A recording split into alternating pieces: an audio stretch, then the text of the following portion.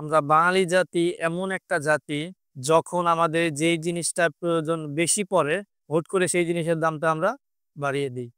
এখন রমজান মাস, আজকে বাজারে লেবু কিনতে গিয়েছিলাম। 4টা লেবু, 4টা লেবু দাম বলে 80 টাকা।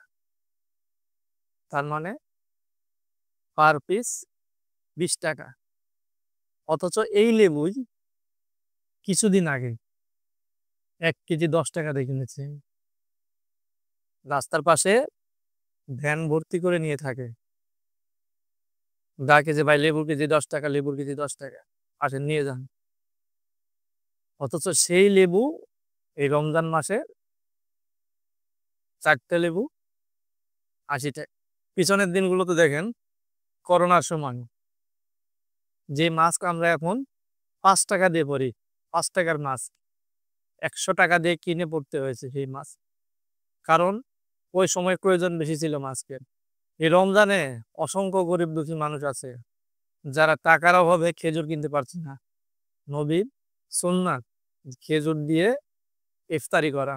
এখন এই খেজুরের দাম 500 টাকা কেজি, 1000 টাকা কেজি, 2000 টাকা কেজি, 200 টাকা কেজিও কোনো খেজুর নাই।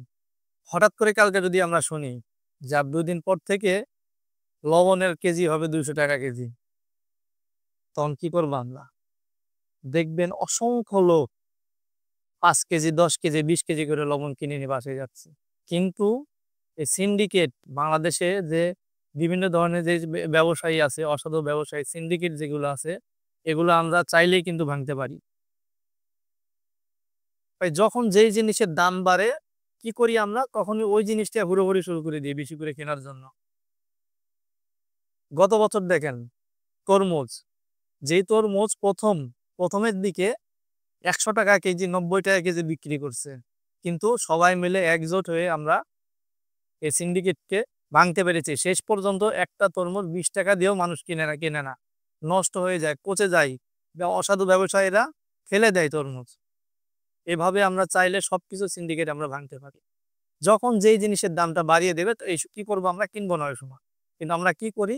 যখন যেই জিনিসের দামটা বাড়ে, তখন আমরা সেই জিনিসটা বেশি করে কিনি। এই জন্যই ব্যবসায়ীরা আরো সুযোগ পেয়ে যায়। এই যে দেখেন, গরুর মাংস, গরুর মাংসের কেজি কত এখন? 750 টাকা। 750 টাকা গরুর মাংসের কেজি। কেন ভাই? একটা মাস কি গরুর মাংস না খেয়ে থাকা সম্ভব না? একটা মাস আমরা গরুর মাংস খাবো না। দেখি ব্যবসায়ীরা কার কাছে বিক্রি করে। চাইলেই সম্ভব। আমরা সাধারণ জনগণ চাইলেই সম্ভব যে কোনো সিন্ডিকেটকে ভাঙা। এর জন্য আমরা চেষ্টা করব, যখন যেই জিনিসের দামটা বেড়ে যায়, তাৎক্ষণিক ওই জিনিসটা আমরা কিনব না। তাহলে দেখবেন আস্তে আস্তে এই সিন্ডিকেটটা ভেঙে যাবে। আমি মনে হয় অনেক বেশি কথা বলে ফেললাম। তো যাই হোক, কথার মধ্যে যদি কোনো ভুল ত্রুটি থাকে, সবাই ক্ষমার দৃষ্টিতে দেখবেন। সবাই ভালো থাকবেন, সুস্থ থাকবেন। আল্লাহ হাফেজ।